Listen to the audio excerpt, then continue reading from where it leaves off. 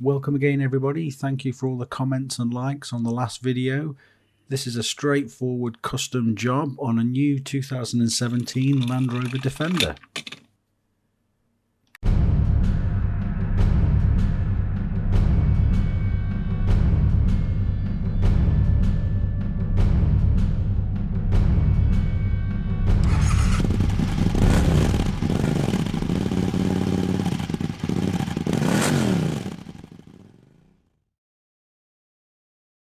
So just before I start on this car, modifying it, I've got a few Land Rover Defenders that I've amassed over the years, so I just wanted to quickly show you, whilst I've got them in this state, some of the variations of them.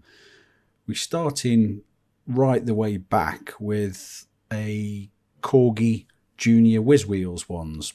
A bit smaller, I don't quite know what scale they are, but when you put them against the normal 1/64th, they are a little bit smaller. They're the ones on the left, the red and green ones. They're an old Husky, a UK, well, made in Wales actually, Corgi mashup. It was to go against the Hot Wheels from Mattel, so Corgi decided to do these Whiz Wheels ones. Obviously they didn't fare as well as Hot Wheels over the years, but as you can see, they are a little bit smaller than the normal Corgi mainline ones, this being the top one now. Side by side they are a little bit wider, a little bit taller, a little bit longer, and a little bit more detailed actually, but I've got quite a few of these different ones. So moving on to the Matchbox variants, I've got the Lesney one at the bottom from the 60s before they became Matchbox. Oh no, it was Matchbox series, it was the Matchbox series by Lesney. And then the top one, which was from the 80s, but they have redone this in more recent times with a plastic roof, with the coloured screens, which I can't stand, but they've got quite good detailing on the bottom. And again, I've got a few of these. And then on to the Defender 90s, the top one being a Matchbox, the bottom one being a Majorette. Again, some slight variations due to the manufacturers. A little bit wider, a little bit more chunkier, the Majorette one, but with a great little suspension. And some of these have got parts missing. I've got a few more of these in the background, which I'll do a resto and a custom job on, but I decided to go with this Hot Wheels version this time because it's such a good casting.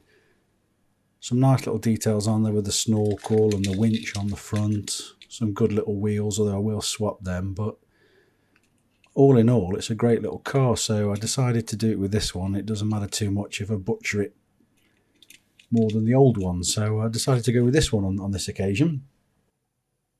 And what I'm going to do to start with is make a skeleton cage for this one.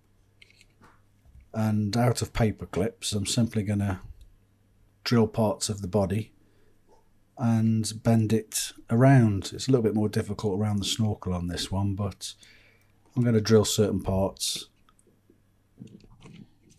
So starting with the paper clips then, I've shown you a little bit about this in the last Beetle job I did, but straightforward, it's bending them out as best you can, tapping them flat as best you can, and sometimes you can put them in under a book or a hard piece of wood and roll them a bit more flatter. But once you've got enough of them, it's time to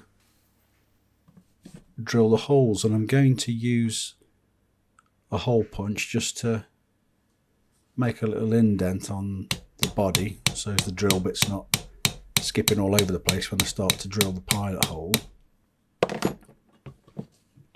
And there's a 1mm drill bit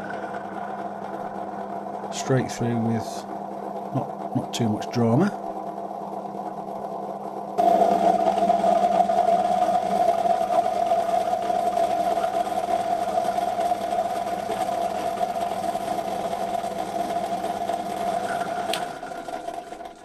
So as you can see, a nice little neat hole.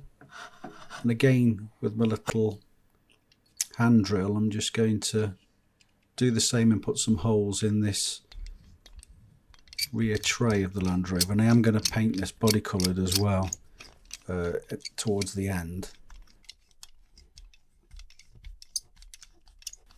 once you have done the holes, then it's not an exact science. I'm just going to literally bend the paper clips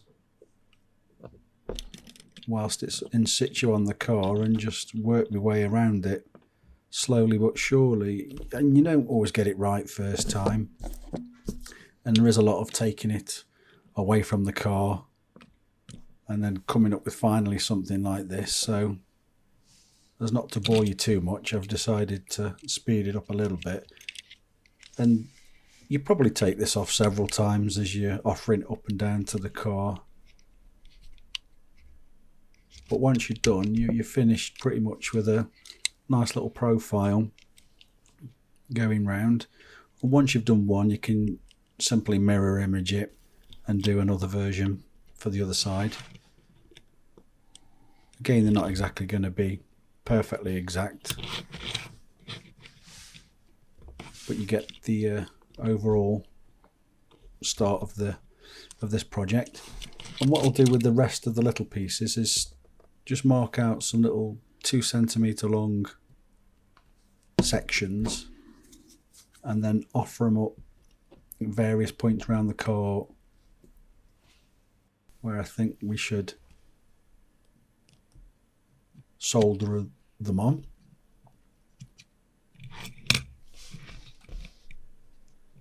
And what I use is this little magnetic jig tray, self-explanatory, magnets, little steel plates.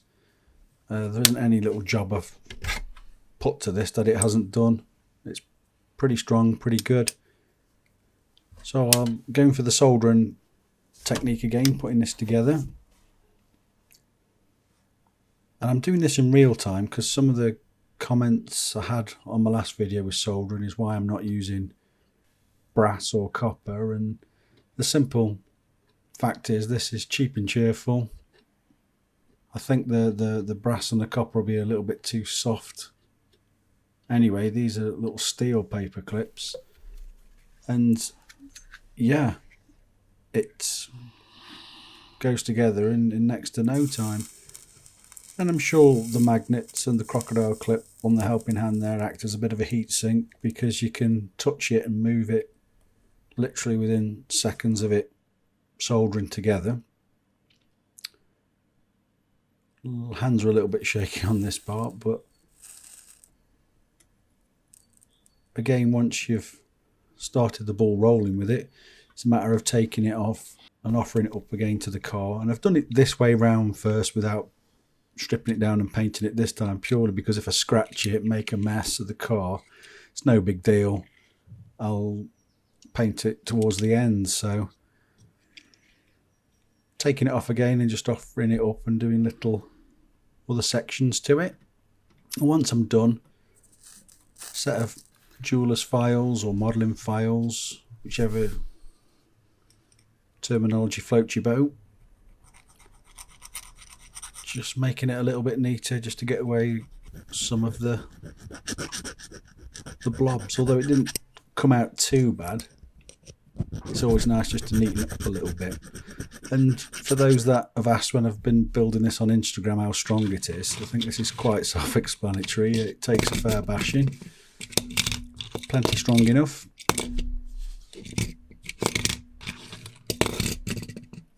Just needs a bit of paint and away we go with it.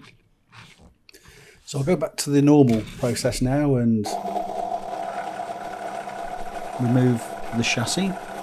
And like I've said in the past with the decal how-to tutorials, I'm going to skip some of these processes in the future and do a how-to on this, so I'm not bogging these videos down too much with repeating the same process time and time again with paint removal and drilling bodies away from the chassis. But here it is, I'm just quickly going through this section again.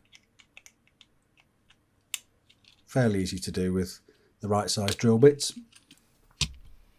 So stripped and laid bare, that's what you get in the later Hot Wheels versions. Pretty good. I'm just going to show you this before I go any further. I think it's maybe grounds for another project in the future by just mounting it onto the interior, then putting it back onto the chassis without the body, you've got a nice neat little cage project perhaps.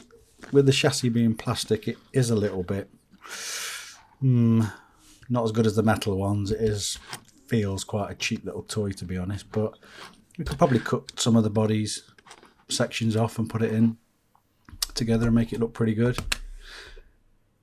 And again, a bit like the drill part, so I'll do another tutorial on how I do these paints. It is self-explanatory again if you've watched all the other videos that I've done. Just chuck it in my little pot of jizz and leave it for an hour or two, and it just literally falls off like hot chocolate, really. Simple as that.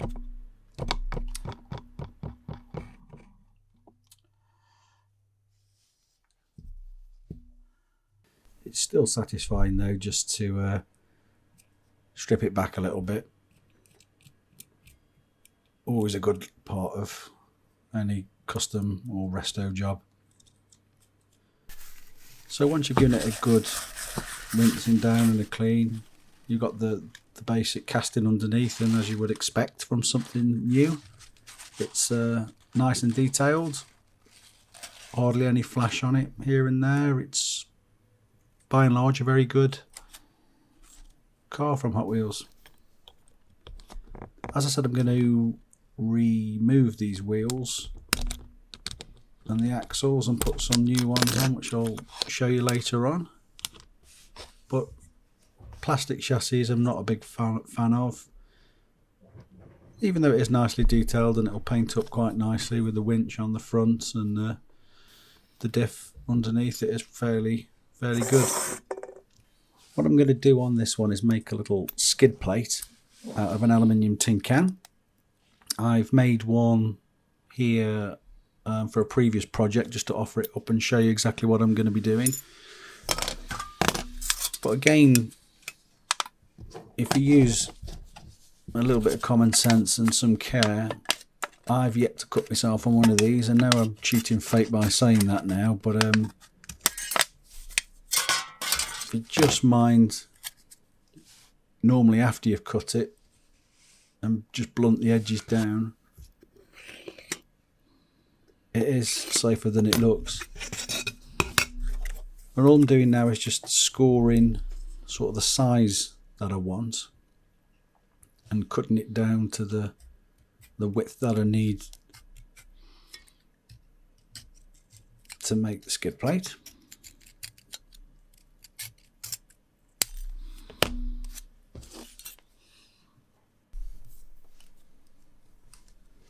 And a bit like when you're making the cage, it's a matter of just offering it up and seeing where you need to put your bends and how best you're going to mount it.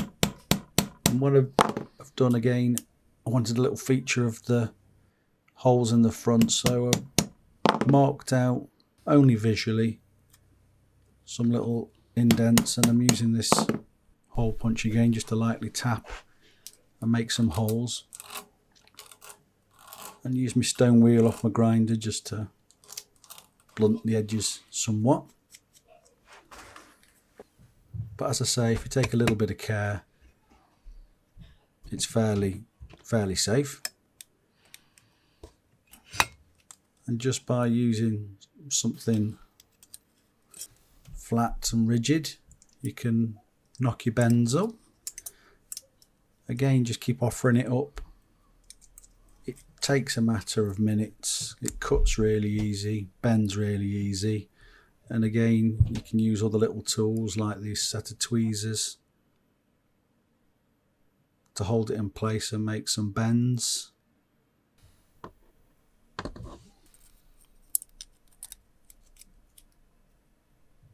So the final piece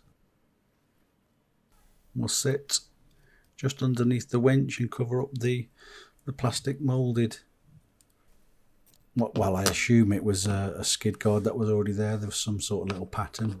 But as I said earlier on, I'm going to paint the rear tray on this to make it body coloured, just like the real things, using the Tamiya masking tape again. But before I start doing all the painting, just quickly And I'm not doing this in real time, I'm just showing you that I just tap out the holes and re-screw the bodies back on.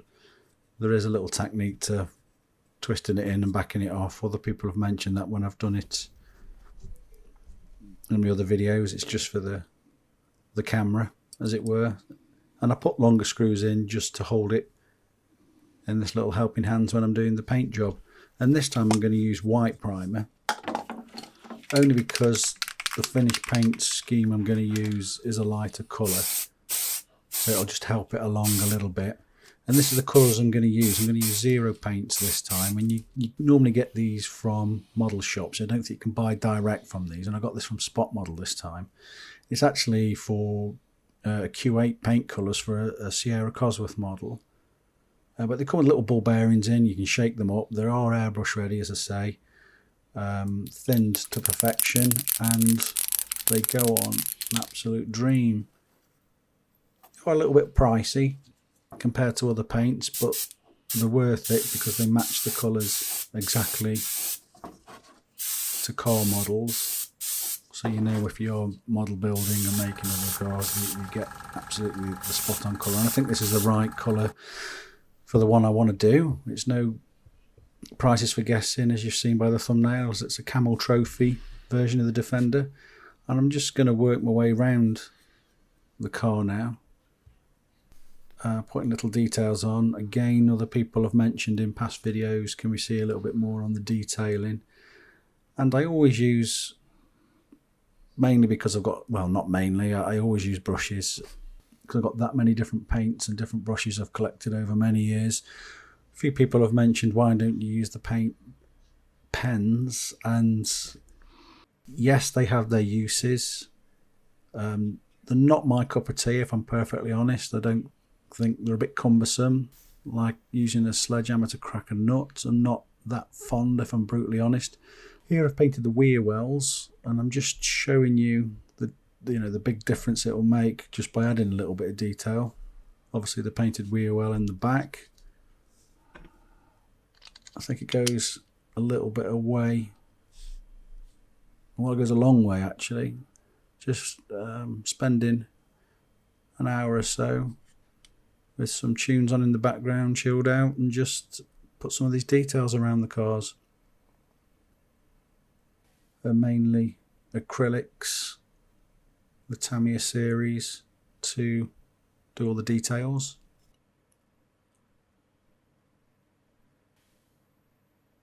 Once it gets a little bit too much holding it, I end up putting my fingers in it and covering everything else in paint. So again, these little helping hands always come in useful, as the name suggests.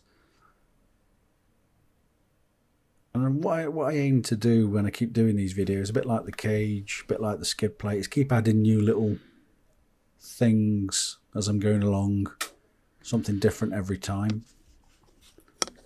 But going back to the wheels, again, I'm using Greenlight all-terrain ones, and they're a little bit hit and miss, if I'm perfectly honest. They're really good, easy at going together. The Greenlight cars are fantastic. Some of the wheels you get, they do suffer with a little bit of flashing here and there, and a little bit of odd deformities, may I say it, in some of the mouldings, but they are good. It's sometimes you've got to fettle them a little bit, but they do a good range. The tyres are separate, nice little tread patterns in them. They do look real. It's just sometimes, as you can see just on that front rim, there's some little anomalies now and again. I'm just going to show you again at this stage, going back to this little cage theme I was on about. And yeah, it looks a little bit top heavy, like a golf cart at the moment, but I think with a little bit of work you could make this into something special. Again, maybe cut some of the body panels off the casting and just put the front end on, or maybe the sides, but leave it all open at the top. It's just a little idea maybe, but it does look kind of decent like this, I think.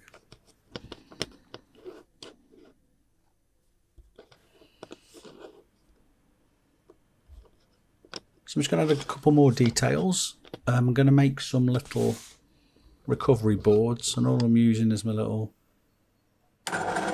XY table. Bought it off Amazon, about 40 quid I think it was. And you can just, not exactly precision, but precision enough for this work. I'm simply making these out of styrene, which is always easy to cut, bend and form. And some of you that may have seen my little garage in the other videos, and may, if people show any interest, do a little series how to on some styrene builds, for this scale at least anyway. And all I'm doing is just quickly showing you a little bit of a process what I go through when I'm putting these together. You use the little knives just to hold it all in place and obviously trim it down.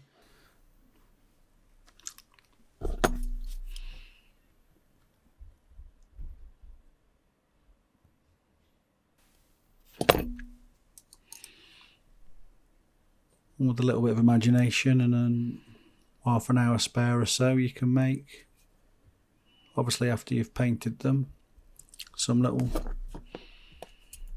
recovery boards that'll sit on the roof of the finished car.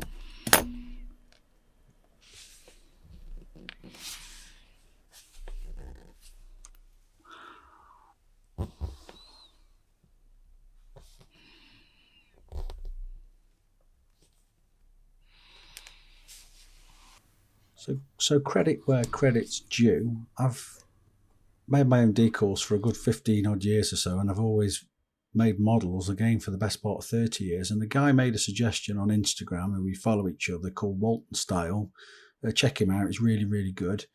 He makes his own decals, and he said, why you put them in water? Why don't you put them on a sponge? And I guess over the years, when you're building them as a kid, you follow the instructions, you put them in water.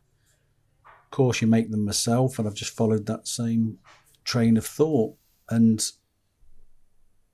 as he suggested, by just putting them on a sponge and just wetting the back, it keeps the distortion down to an absolute minimum. And lo and behold, it's the most crisp, legible decals I've ever made. So give him a like, follow him, look at all his work that he does on Instagram. I'm sure he makes them and sells them as well. So check him out, it's really, really good. So thanks for that. Walton Style is his name.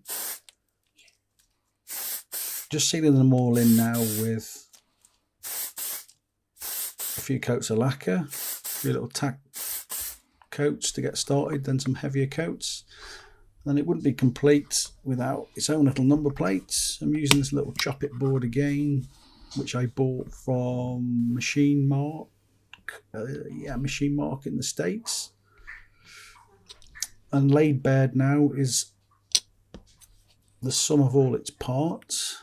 Got the cage that I've built, the little skid plate, number plates, the main body, detailed, interior, there's a little bit of paint on, chassis, colour coded and painted and detailed, Greenlight Wheels, some handmade styrene parts. So that is basically one of my customs. So finishing it off, a blob of glue on my toothpick, which is looking more like a mini drumstick now for how much glue I put on it. Drop that number plate on just to finish it off. It'd be good if I could make a miniature LED light that goes on there, but well, there's a thought. I could actually make some little LEDs in one day. I'm sure I've seen that somewhere, so maybe I could do a little lighting set on one of these cars. I just wanted to quickly show you this before I finish off now. Something I worked on, and I nearly put it on this, but I'm going to save it for a scale rock crawler project. Again, out of styrene, paper clips, a spring from a pen. There's a little miniature working suspension. Still in its development stage, but I just thought I'd give you a little sneak peek of that for a later project. So here we have the finished one. Here's what it looked like originally. I had another one, great casting from Hot Wheels. I think we'll all agree on that one, it's really good. And my custom version in the Camel Trophy livery, and I never know whether to put music on at this point or just shut up. So I think I'm going to shut up for a little minute and just let you guys look at the finished car. No, that'll do. I've got no music. It sounds stupid while it's quiet, so I'm going to waffle on a little bit. Hope you all like the cage. I've got some plans to do better versions, bigger versions on other cars.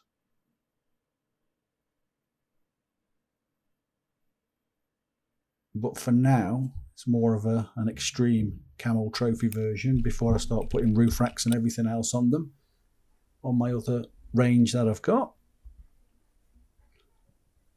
Here's just a little diorama that I built for some 1/24th builds, and I thought it'd look alright just doing these final shots just to showcase it.